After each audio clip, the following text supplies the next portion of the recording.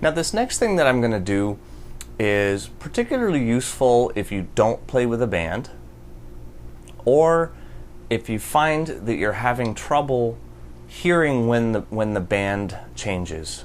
For example, if you're playing along and the chords change and you find that you're having a hard time knowing that the chord has changed. And what we're going to do, this is actually very reminiscent of extremely old school blues, you know, basically like old guy sitting on the porch playing by himself type stuff.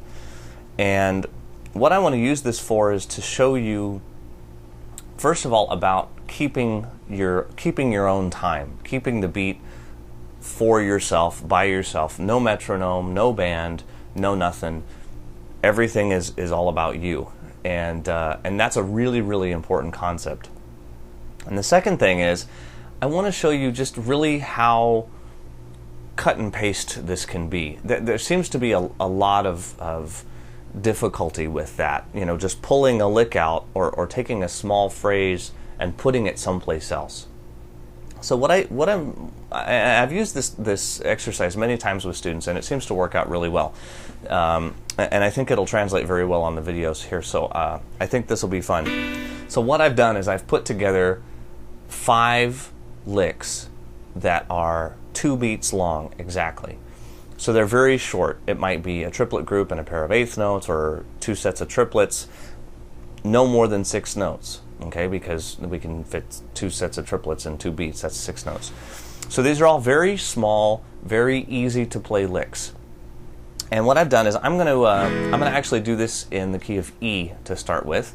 E's real easy, but using the E minor blues scale is sometimes tricky because it has the open strings. So let's go through that real quick. I've got my open E, 3rd fret, open A, 1st fret, 2nd fret, open D, 2nd fret, open G, 2nd fret, 3rd fret, open B, 3rd fret, open E, 3rd fret.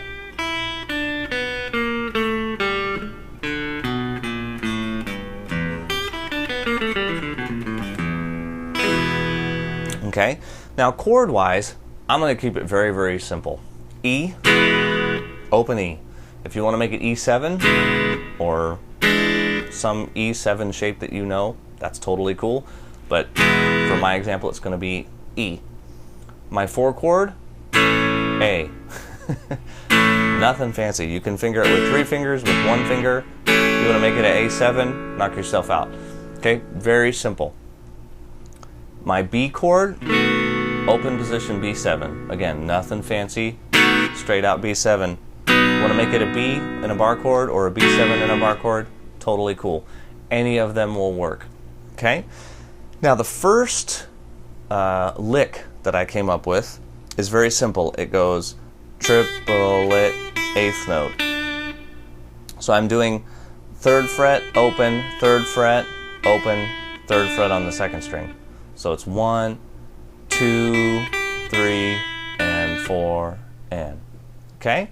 Second lick that I've got here, I'm actually gonna use a box 2 note. I just really like this lick. So it's fourth, starts with the 4th fret on the 3rd string. So I've got 4th fret on the 3rd string, 3rd fret on the 2nd string, open 1st string. Then I slide down to the 2nd fret. Notice I'm still on my middle finger.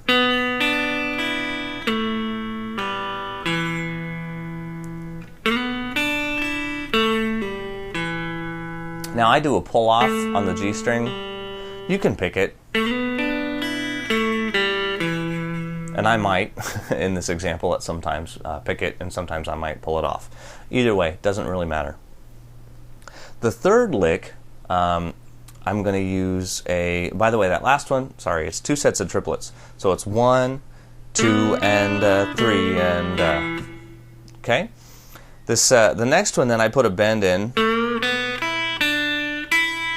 So I have a bend on the 2nd fret of the 3rd string, open 2nd, and I choke that. When I get to the top of that, I choke it with the back of my thumb on my right hand. I know you can't really see that very well. Even with a camera right on it, you won't see it. It's a very subtle thing. But I use the back of my thumb behind the pick and the heel of my hand As soon as that bend gets to where I want it and I'm ready to go to the next note, I slap my right hand down on top. And notice that everything's gone. Okay? So, and then I hit the open B string and the open E string.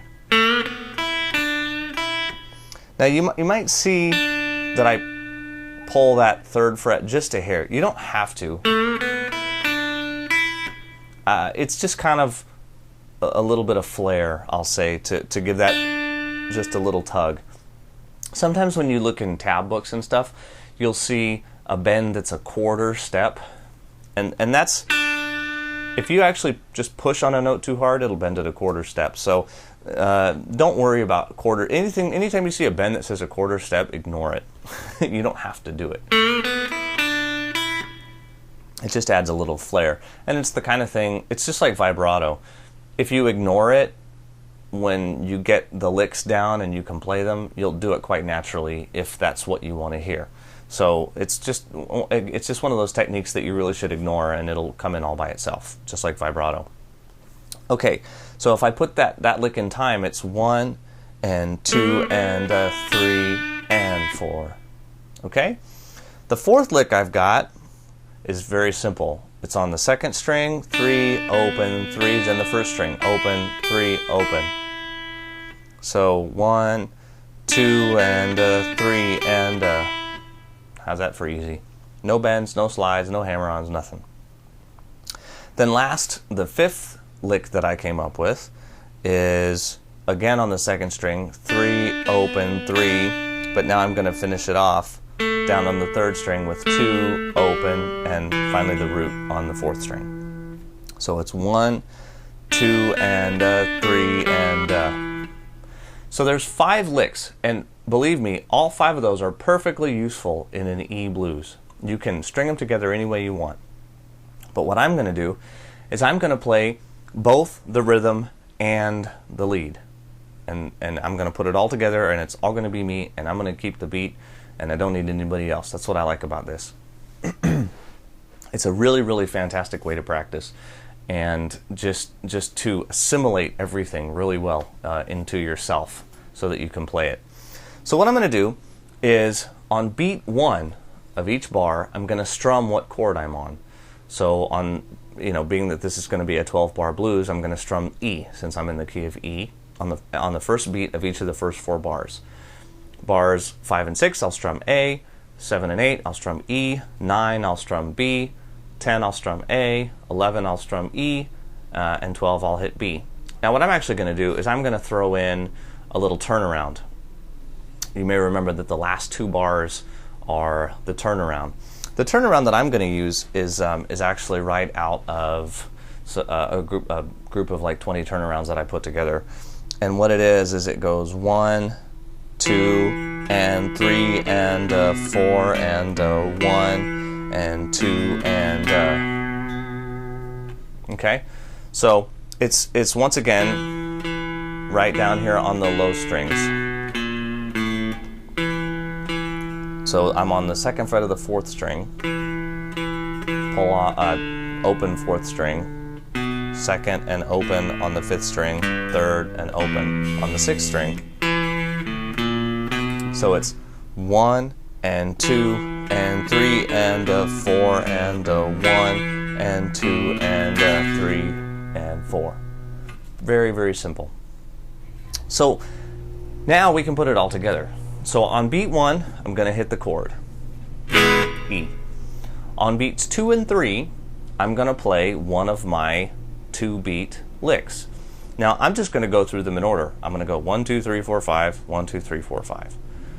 You can rearrange them however you want, and that's the fun part. And then for my last 2 bars, I'm going to hit my turnaround. So if I'll have something like this: 1 and my first lick, 2 and 3, and beat 4 is a rest. Okay?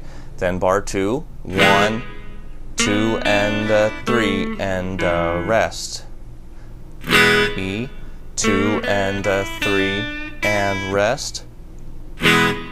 Whoa, and 3 and here's my A because I'm on the 5th bar. 2 2 and a 3 and a 2 and a 3 and back to the E.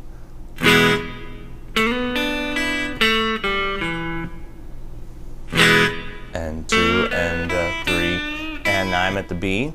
2 and a 3 and a 1.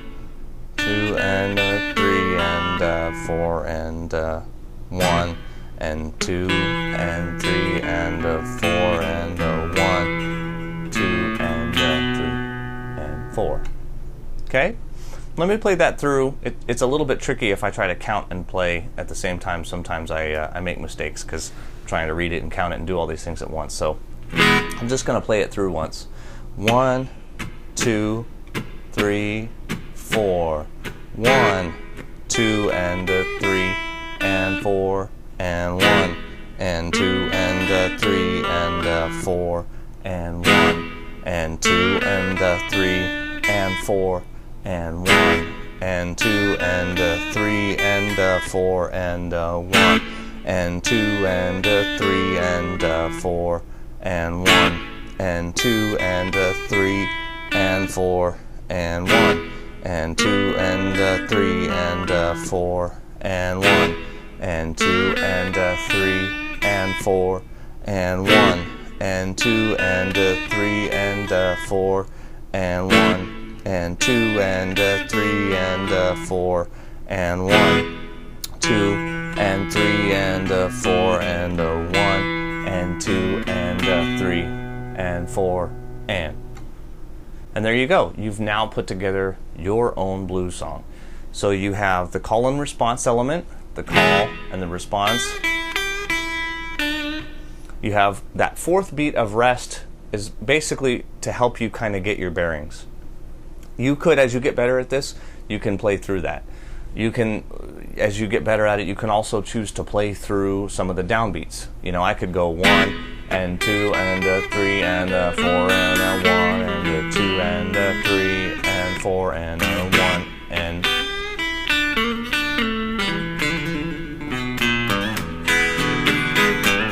you know, and just keep going like that. You'll see a lot of acoustic blues players do this. I've seen Eric Clapton do it. I've seen Johnny Winter do it. Like at the beginning of an electrified tune, they'll play 2 or 3 choruses just by themselves in this fashion. It works really, really, really well. Okay, so you got to learn all the 5 licks. Those should be easy. Get them memorized, and then make sure when you do this, as silly as you're going to think it is, count out loud. Count 1, 2, 3, 4. Stomp your foot, count out loud. It will make all the difference, because one of the biggest things about this is you keeping track of what beat you're on and what measure you're on and what chord's going on right now. That's a huge part of this. And if you don't count out loud, it's so very easy to lose your place. So you know, when you make sure that you count out loud, and make sure that you rearrange these licks. First time through, you can play them 1 through 5, 1 through 5. Second time through, mix them all up. Don't be afraid to repeat some. You can play the same lick twice, or 3 times, or 4 times. You can alter one of the licks. Just change a note. Pick a different lick, whatever you want to do. But take the time to count it out and play it. You're going to